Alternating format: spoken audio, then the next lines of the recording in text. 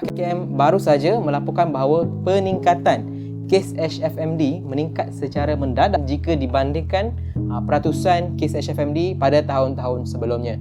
Jadi, jom kita rungkaikan apakah itu HFMD dan kenapa ibu bapa sangat-sangat risau tentang penyakit ini. Adakah penyakit ini berbahaya? Jom kita saksikan sampai penghujung dan jangan lupa like, share dan subscribe.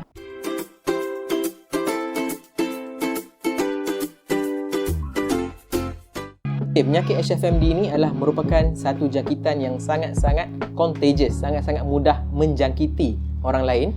Dan penyakit ini disebabkan oleh virus yang dikenali sebagai Coxsackie virus. Penyakit ini dihidapi oleh kanak-kanak yang lebih kecil berusia kurang daripada 10 tahun. Bayi, kanak-kanak kecil, kanak-kanak yang baru saja memasuki alam pra-persekolahan dan juga persekolahan. Soalan pertama yang biasa kita dapat di klinik-klinik ataupun hospital adalah, adakah sama penyakit ini, iaitu penyakit HFMD, dengan penyakit kaki dan mulut ataupun bahasa orang putihnya adalah foot and mouth disease ataupun hoof and mouth disease. Dua penyakit yang berbeza. Satu, HFMD menjangkiti manusia sahaja, tapi foot and mouth disease iaitu penyakit kaki dan mulut menghidapi haiwan-haiwan ternakan seperti lembu sahaja. Jadi, dua penyakit berbeza dan tidak boleh bercampur. Jangan kita kata ni foot and mouth disease, sebabnya ini untuk haiwan saja. Tapi hand, foot and mouth disease HFMD menjangkiti manusia sahaja. Soalan yang sangat lazim juga kita dapati adalah, adakah jangkitan ini boleh dihidapi oleh orang-orang dewasa, orang lebih berusia? Jawapannya adalah tidak, kerana jangkitan ini dihidapi oleh kanak-kanak kecil sahaja. Kenapa begitu? Pertama, imuniti ataupun antibody kanak-kanak berbanding orang dewasa, mereka tak develop, tak terbentuk dengan baiknya untuk melindungi diri mereka daripada penyakit ataupun jangkitan virus Coxsackie ini. Nombor 2, hotspot ataupun tempat-tempat yang berlaku penularan penyakit HFMD ini adalah di pusat asuhan, tadika dan juga taska. Kerana apa? Kerana cara penyebaran penyakit ini adalah disebabkan oleh body fluid, iaitu air liur, air hingusan ataupun lampin atau pampers yang menajis bayi yang menghidapi penyakit HFMD. So, benda-benda ini kita tak jumpa dalam setting orang-orang dewasa, tapi lebih kepada kanak-kanak kanak-kanak kecil yang berada di pusat asuhan ataupun taska ataupun di rumah yang sudah dijangkiti HFMD. Okey, simptom-simptom. Apakah simptom HFMD ini? HFMD ini disebabkan oleh virus, jadi kebanyakan simptom mereka adalah lebih sama dengan penyakit-penyakit jangkitan virus yang lain. Demam, sakit tekak, ada ulcer dalam mulut, yang tu yang paling penting. Kurang selera makan. Kalau kanak-kanak ataupun bayi yang kecil, mereka lebih nampak macam merengek, irritability. Dan juga mereka kurang rasa nak menyusu, tak nak menyusu. Dan yang paling penting juga adalah ruam. Ruam yang naik dekat tapak tangan dan juga tapak kaki kanak-kanak yang menghidapi HFMD ini. Jadi, ada pertanyaan yang banyak kita dapat adalah, anak saya mempunyai ulcer dalam mulut, tapi saya tak nampak ada ruam di tapak tangan, tapak kaki ke tangan kan. Adakah anak saya dipanggil juga sebagai HFMD? Ia dikenali sebagai herpes-angina. Tapi herpes-angina juga kebanyakannya disebabkan oleh Coxsackie virus juga.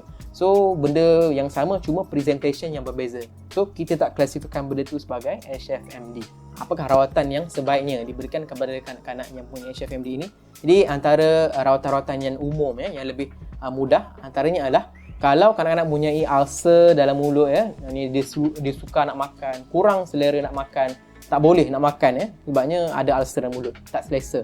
Jadi, biasanya kita nasihati ibu bapa untuk beri aiskrim untuk kanak-kanak yang lebih kecil, supaya mereka rasa lebih selesa, lebih sejuk. Itu untuk kanak-kanak yang lebih berusia ataupun kanak yang berumur 4 tahun dan ke atas yang dah pandai berkumur, kita nasihati mereka untuk kumur air suam dan juga air garam untuk bagi selesa dalam rasa dalam mulut, supaya mereka boleh makan seperti biasa. Dan yang paling penting, biasanya kita nasihati dan prescribe kanak-kanak yang mempunyai ulcer mulut ini adalah ubatan supaya mereka boleh menyusu, makan minum seperti biasa. Dia ada dalam dua bentuk. Ada dalam bentuk paste, iaitu jenis yang sapuan tu dalam mulut, dan juga ada dalam bentuk spray. Jadi yang sapuan ni banyak kalau kanak-kanak ni tak suka, sebabnya kanak-kanak dah fretful, mudah irritate kan. Jadi kalau nak sapu susah. Dia ada juga dalam bentuk spray. Jenama banyak jenama dia ada dekat klinik-klinik dan juga farmasi, jenama seperti gingival spray, aftermate spray. Spray-spray macam ni yang boleh bantu kanak-kanak supaya mereka boleh makan, menyusu seperti biasa. Antara komponen rawatan yang paling penting dalam HFMD iaitu rehidrasi kanak-kanak.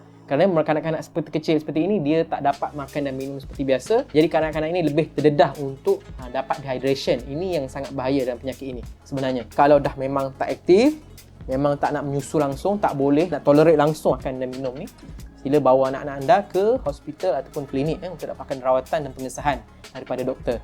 Okey. Pencegahan utama adalah terutama di tempat hotspot yang berlaku HFMD ni, iaitu di pusat asuhan, taska dan tadika. Jadi kanak-kanak yang kita pastikan ada HFMD ni, pastikan kita isolasi di rumah mereka, jangan benarkan mereka datang ke pusat asuhan ni. Sanitasikan mainan, iaitu banyak kajian memang menunjukkan puncanya banyak dekat toys, mainan-mainan yang mereka kongsi. Kita tak pasti ni mainan siapa, ni kadang-kadang kanak-kanak ni main, kemudian kanak-kanak yang lain pula main kan. Jadi ni adalah punca utama. Penyakit ini boleh merebak dengan senang. Jadi pastikan sanitasi kawasan sekitar yang kanak-kanak main, yang ada penyakit HFMD ni main. Jadi itu saja daripada saya untuk topik HFMD ini.